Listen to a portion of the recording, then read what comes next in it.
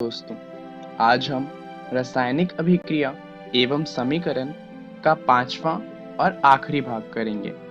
तो चलिए जानते हैं कि इस भाग में हम क्या जानने वाले हैं। इस भाग में हम बात करेंगे रेडॉक्स अभिक्रियाओं की। जैसा कि हमने इससे पहले वाले पार्ट में जाना था कि जितनी भी रासायनिक अभिक्रियाएं होती हैं वो 5 तरह की होती हैं। अगर आपको याद हो तो उसमें जो 5वीं अभिक्रिया थी वो थी अपचयन एवं उपचयन। दरअसल रेडॉक्स अभिक्रियाएं वो अभिक्रियाएं होती हैं जिसमें अपचयन और उपचयन एक ही समय पर होता है। चलिए इसका उदाहरण देख लेते हैं जिससे कि बात थोड़ी और अच्छे से समझ आ जाएगी। रेडॉक्स अभिक्रियाएं के दो भाग होते हैं, एक होता है उपचयन और दूसरा होता है अपचयन। जैसे मान लीजिए यहाँ पर हम बात करते हैं कॉपर ऑक्साइड की। कॉपर ऑक्साइड जब हाइड्रोजन गैस के साथ अभिक्रिया करता है तो उससे हमें कॉपर मिलता है और उसके साथ साथ हमें वाटर मिलता है। तो यहाँ पर अगर आप देखें तो हम कॉपर की बात करें तो कॉपर से ऑक्सीजन अलग हो गया है, तो ये अपचयन हुआ। और हाइड्रोजन की बात करें तो हाइड्रोजन में ऑक्सीजन जुड़ गया है, तो ये उपचयन हुआ।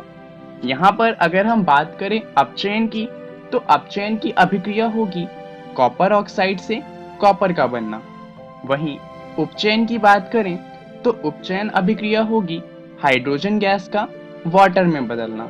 तो यहाँ हम देख सकते हैं कि रेडॉक्स अभिक्रियाएं में दोनों अभिक्रिया एक ही समय पे होती है। चलिए कुछ और उदाहरण देख लेते हैं। जिंक ऑक्साइड जब कार्बन के साथ अभिक्रिया करता है तो इससे हमें मिलता है जिंक और कॉपर मोनोऑक्साइड। यहाँ पर अगर आप देखें तो जिंक से ऑक्सीजन अलग हो गया है, तो हम कह सकते हैं कि यहाँ जिंक का अपचयन हुआ है। वहीं कार्बन की बात करें तो उसमें ऑक्सीजन जुड़ गई है, तो हम कहेंगे कि कार्बन का उपचयन हुआ है। दूसरा उदाहरण है जहां पर MnO2 और हाइड्रोक्लोरिक एसिड की अभिक्रिया हुई है। वहां पर जो मैग्नीज है उसमें क्लोरीन जुड़ा है और ऑक्सीजन अलग हो गया है, तो मैग्नीज का अपचयन हुआ है। वहीं हाइड्रोक्लोरिक एसिड में हाइड्रोजन और क्लोरीन दोनों का ही उपचयन हुआ है। चलिए अब बात करते हैं कुछ दैनिक जीवन में रेडॉक्स अभिक्रिया की। हमारे आसपास बहुत सी ऐसी अभिक्रियाएं हैं जो रेडॉक्स होती हैं। जैसे कि उदाहरण के लिए देखें तो आयरन में जंग लगना, या फिर आपने देखा होगा कि जब हम सेब को काट कर कुछ देर के लिए रख देते हैं तो उसके ऊपर एक भूरे रंग की परत आ जाती है। ये भी एक रेडॉक्स अभिक्रिया ही है। हम सांस लेने की बात करें या फिर पौधों का प्रकाश संश्लेषण, ये भी रेडॉक्स के ही उदाहरण हैं। अगर हम रेडॉक्स से जुड़े हुए उद्योगों की बात करें तो दवाइयां बनाने के लिए या फिर कई सारे उद्योगों में, यहाँ तक कि धातुकर्मीय क्षेत्रों में और कृषि में भी रेडॉक्स का बहुत इस्तेमाल किया जाता है। तो आप समझ सकते हैं कि रेडॉक्स अभिक्रियाएं हमारे लिए ज़रूरी हो जाती हैं, पर इनसे कुछ हानियां भी होती हैं। चलिए उनके बारे में जान लेते हैं।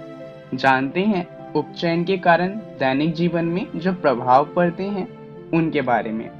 सबसे पहला प्रभाव जो उपचयन के कारण होता है वो है संक्षारण का। जब कोई धातु अपने आसपास अम्ल या आर्द्रता आदि के संपर्क में आता है तब ये संक्षारित हो जाता है, जैसा कि आप यहाँ पर देख सकते हैं। अब संक्षारण के बारे में तो आप जानते ही हैं।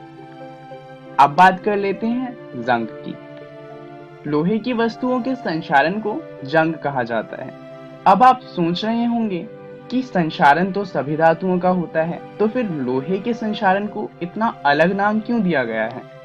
इसका कारण ये है कि जो लोहे का संक्षारण होता है वो बाकी धातुओं के संक्षारण से थोड़ा अलग होता है। लोहे का जब संक्षारण होता है तो उसकी एक पतली परत बन जाती है जो फिर बाद में लोहे से अलग हो जाती है। इससे होता क्या है कि नए लोहे की जो सतह होती है वो वापस ऊपर आ जाती है और इससे उसका फिर से संक्षारण हो जाता है और इस कारण धीरे धीरे लोहा खत्म होने लग जाता है। दरअसल इससे बहुत परेशानियां होती हैं। संक्षारण के कारण कार के ढांचे, पुल, लोहे की रेलिंग और जहाज तथा विशेषकर लोहे से बनी हुई जितनी भी वस्तुएं हैं, उनकी क्षति होती है। लोहे का इस्तेमाल कई जगहों पे किया जाता है, ये तो हम जानते ही हैं। लोहे का इस्तेमाल औजार बनाने के लिए किया जाता है और हमारी जो मशीनें होती हैं वो भी लोहे से बनती हैं। अब जो जंग लगता है उनके कारण हमें हर साल इन लोहे को बदलना पड़ता है और क्षतिग्रस्त लोहे को बदलने के लिए बहुत सारा पैसा हर वर्ष खर्च होता है। तो अब ये जानना जरूरी हो जाता है कि आखिर हम इन्हें जंग से बचा किस तरीके से सकते हैं। तो लोहे को जंग से बचाने के लिए कई सारे तरीके हैं, जिनमें से पहला है सतहों पे पाउडर की कोटिंग। अब इससे क्या होता है कि जो लोहे की सतह है वो वातावरण से अलग हो जाती है, क्योंकि बीच में पाउडर की एक कोटिंग आ जाती है और इससे क्या होता है कि जंग नहीं लगता। दूसरा तरीका है धातु की सतहों पर तेल लगाना। इससे भी यही होता है, जो धातु है वो वातावरण के संपर्क में नहीं आता और संक्षारण नहीं हो पाता। तीसरा तरीका है गैल्वेनीकरण का। लोहे या स्टील की वस्तुओं पर जस्ता यानी कि जिंक की एक सुरक्षात्मक कोटिंग चढ़ा दी जाती है। इससे भी यही होता है कि जो हमारा लोहा या स्टील है वो वातावरण के संपर्क में नहीं आता और उसमें जंग नहीं लगती।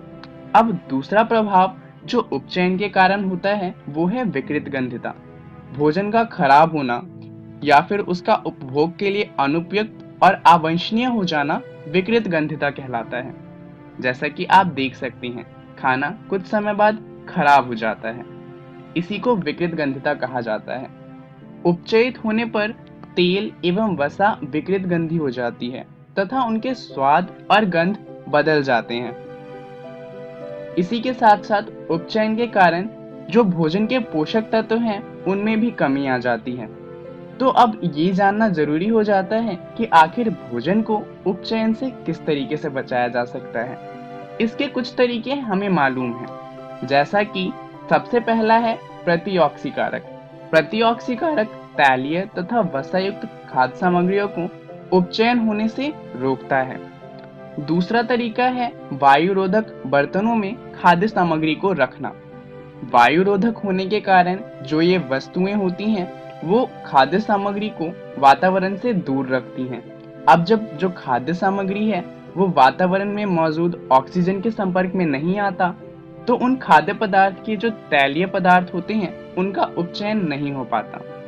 हम ये जानते हैं कि उपचयन ऑक्सीजन के कारण होता है, तो अगर हम ऑक्सीजन को ही हटा दें तो भी खाद्य सामग्री को उपचयन से बचाया जा सकता है, जैसा कि चिप्स के पैकेट में किया जाता है। हम क्या करते हैं कि ऑक्सीजन को हटाकर वहां पर सिर्फ नाइट्रोजन रख देते हैं। जो खाद्य सामग्री है वो नाइट्रोजन से अभिक्रिया नहीं करती और खराब नहीं होती। तो ये अध्याय यहीं पर खत्म होता है। हम जान लेते हैं कि इस वीडियो में हमने क्या जाना। हमने इस वीडियो में रेडॉक्स अभिक्रियाओं के बारे में जाना और ये जाना कि वो हमारे दैनिक जीवन को किस तरह प्रभावित करती हैं। धन्यवाद।